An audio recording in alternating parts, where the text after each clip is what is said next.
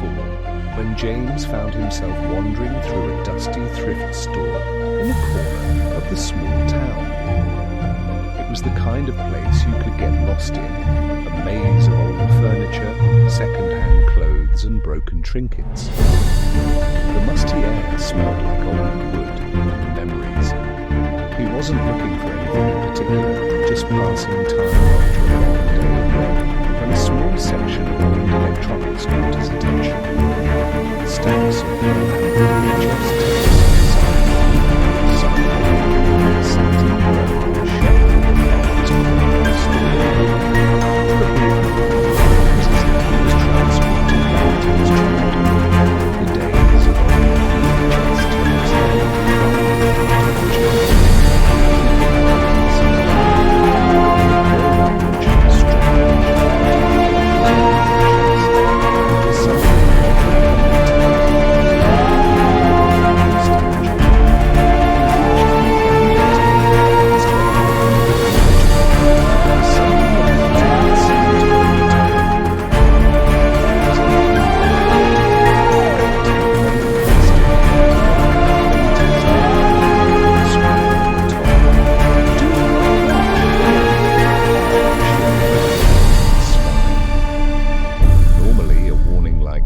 Deterred him, but something about the tape intrigued him. He could hear the murmurs of other customers in the background, but he felt a strange sense of isolation in the aisle. Curiosity got the better of him. Maybe it's just some weird old home video, he muttered to himself. What's the harm? With the tape in his hand, he wandered over to the counter. The elderly cashier barely looked up as he placed the tape down. Her expression remained indifferent, almost detached. "Are you sure you want this one, son?" she asked, her voice raspy, as if she had seen too many strange things in her time. She didn't meet his eyes as she rang up the purchase. "Yeah, why not?" James shrugged, trying to ignore the feeling gnawing at him. "It's just a tape." He left the store quickly, the hairs on the back of his neck prickling as he passed the rows of flickering fluorescent lights. Something about the tape felt off. Back at his apartment, the evening dragged on as James set up his old VCR, still sitting next to the small, flickering television he used mostly for background noise. He inserted the tape, feeling a surge of anticipation mixed with an unsettling sense of dread. The VCR whirred as the tape started rolling, its grainy image flickering to life. At first, it seemed like an ordinary living room, dark and empty, with no sign of life. Then slowly, a figure started to emerge from the shadows. James leaned closer, his heart racing. The screen showed a single chair, a dim lamp casting a faint light across the room.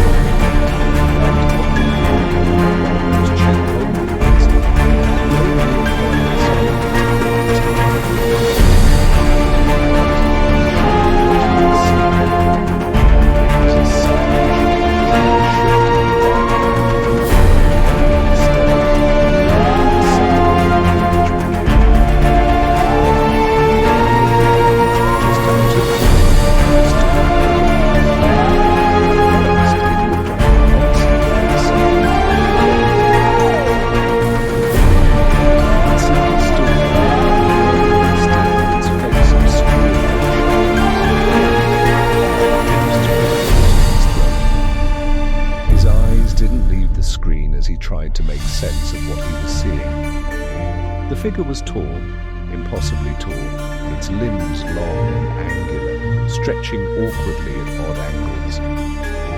It stood in that corner like it didn't belong in the world of the tape, like it was from somewhere else. Maybe it's just an effect, he muttered to himself, trying to rationalize what he was witnessing. But even as he spoke, he felt the familiar sense of unease creeping in. The figure didn't move, It didn't blink. It just stood there, waiting.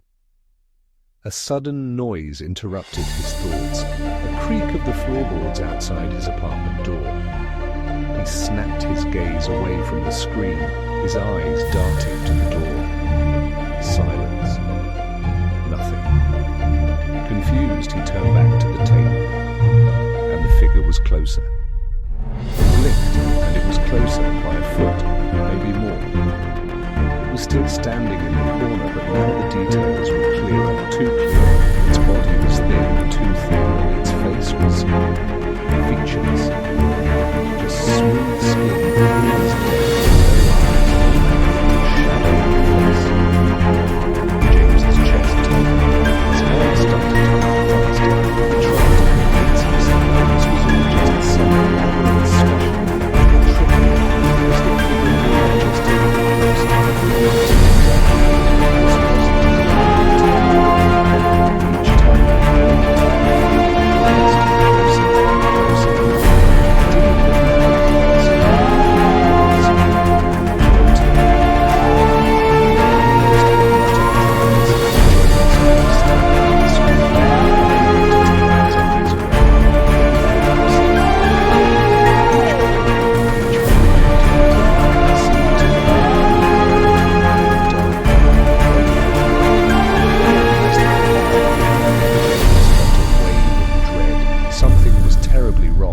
Couldn't stop watching.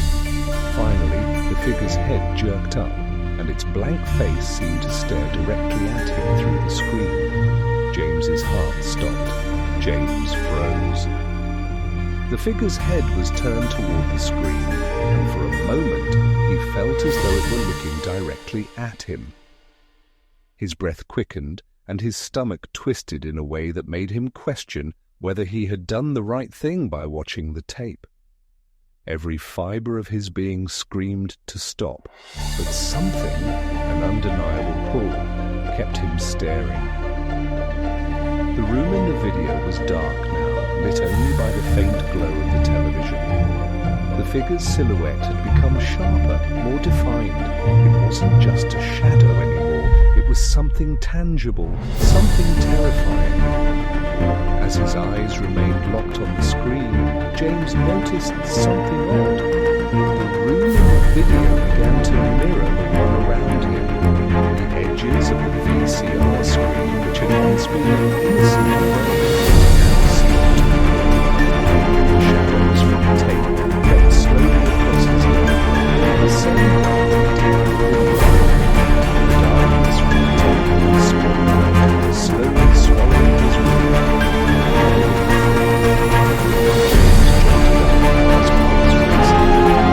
It's just the light.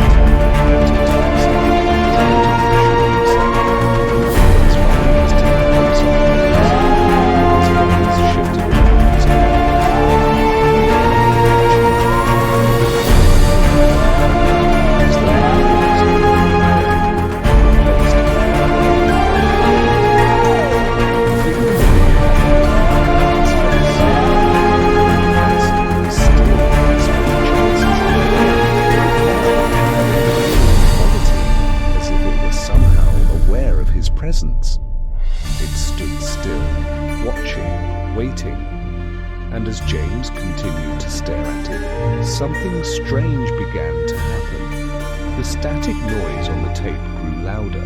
It was as if the tape itself was struggling to maintain the connection to the real world. The screen flickered violently, distorting the image, sending waves of interference that made the room's temperature drop even more. He reached for the remote, but his hand trembled so violently that he dropped it on the floor. "Stop," he whispered, but the words came out hollow, almost as if the room itself was echoing back to him. Suddenly the figure moved. It didn't walk or step, it just shifted. It was no longer in the corner, but hovering slightly closer to the center of the room. Each time James blinked, the figure was closer. His pulse thudded in his ears. He snapped his gaze from the screen to his apartment, and for a split second his heart skipped a beat In the far corner of his living room, the shadow of a tall figure, long limbs dark and stretched, was standing perfectly still. His breath caught in his throat. "Number no, James murmured, shaking his head violently as he stood up. He grabbed the remote from the floor, frantically pressing the buttons to stop the tape, but the TV screen only flickered more violently. And then, with a final distorted screech, the screen went black. James stood there, palm under his chest, with a silence in his mouth. The room felt suffocating, something unseen was closing in. He had seen the figure on the screen, yes, but now it seemed to be. He spun around, scowling.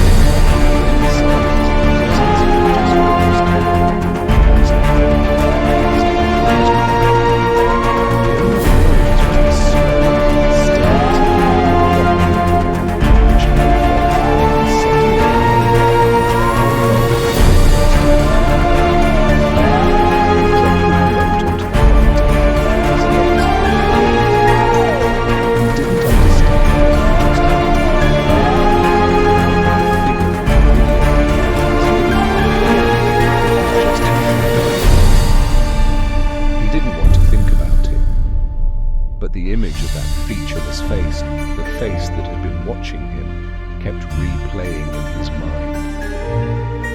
In a state of disbelief, he glanced back at the television. The screen was still black, but in the reflection of the darkened screen, he saw something that made his stomach drop. A figure standing behind him. He whipped around again, but the room was empty. The faint glow from the streetlights outside barely illuminated the apartment, casting long shadows that seemed to stretch too far for comfort. His breath hitched in his throat as he turned back to the TV. The reflection was still there. This time it was clearer. There, in the reflection of the screen, he could see a tall figure with long, unnatural limbs, its head tilted unnervingly.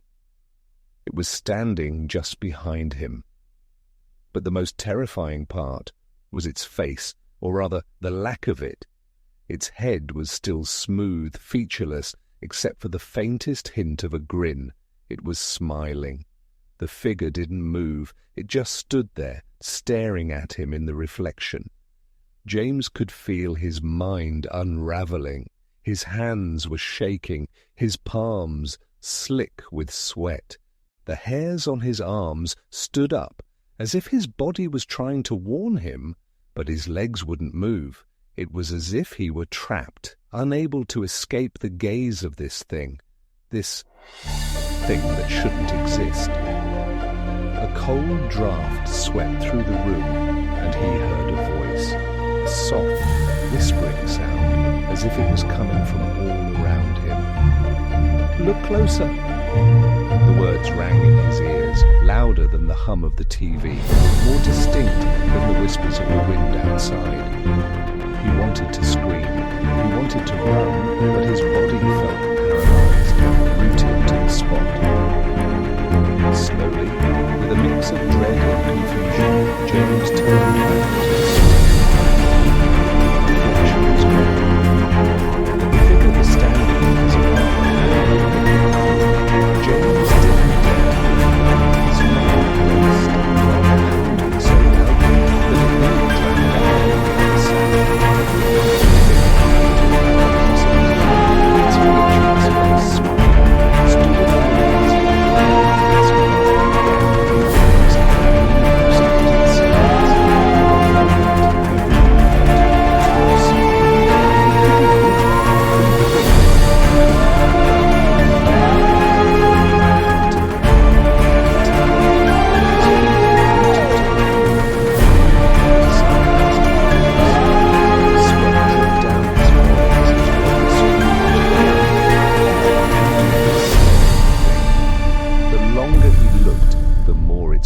seemed to suffocate him. The darkness in the room grew thicker, more oppressive, and the shadows seemed to stretch unnaturally long. Every corner of the apartment felt alive, closing in on him. "Please leave me alone," James whispered, the words weak, barely audible. But the figure didn't respond. It didn't move, not even a twitch. It just stood there, its head slightly tilted, its unnerving smile never faltering. Then, in the stillness of the room, a low sound echoed through the space, the sound of something scraping against the floor. James's breath hitched as he realized the scraping sound was coming from behind him.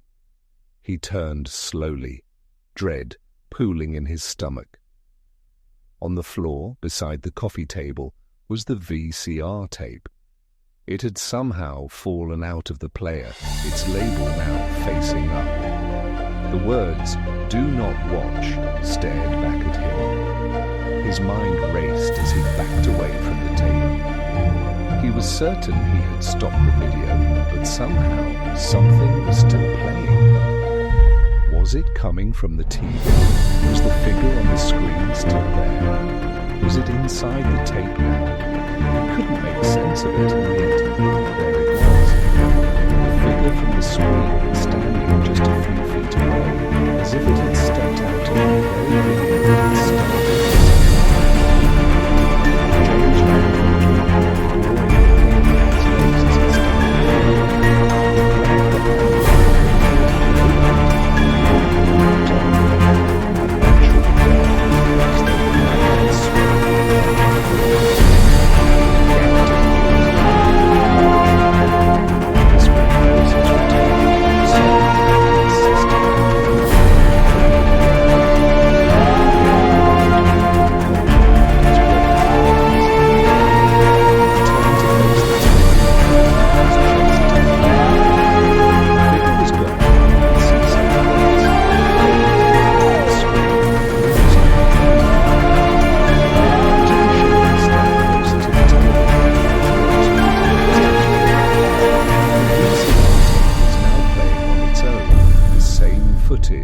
the same dark room with the figure standing motionless. But then the figure moved. It wasn't the figure from the video, though. It was James. The video began to change, showing him standing in his own living room, looking right at the screen. His own reflection stood there, staring back at him with that same awful smile. "No," he whispered, trembling. The figure on the screen smiled wider, and then it spoke, its voice a low, guttural growl. "It's too late now." James's stomach twisted with an icy dread. He stumbled backward, his legs finally finding the strength to carry him. His heart raced so fast it felt like it might explode. He reached for the door again, pulling and pulling with all his might, but it wouldn't open. Everything had stopped making sense. The world was a blur of shadows and static, like he was trapped in a nightmare that was spilling into reality. The figure on the screen, his own reflection, had become more animated now. It stepped forward, its arms stretched unnaturally long, and its grin stretched even wider. It was now mimicking every movement James made, as if it were a twisted version of him. Suddenly, there was a sound, a loud crack, like something had snapped in the distance. The walls seemed to close in, the air heavy and thick, and a chill ran through James's spine. He turned to the screen, but now it wasn't just the figure standing in the room. The image on the television had changed. It wasn't showing his reflection anymore. It was showing him trapped in the video. He was in the dark room, staring at the TV. There was nothing else around him. Everything left in the frame was the static. Words were now on glass. James's brain swung, his legs shook as he dropped to his knees, his breath ran in his chest. He seemed to see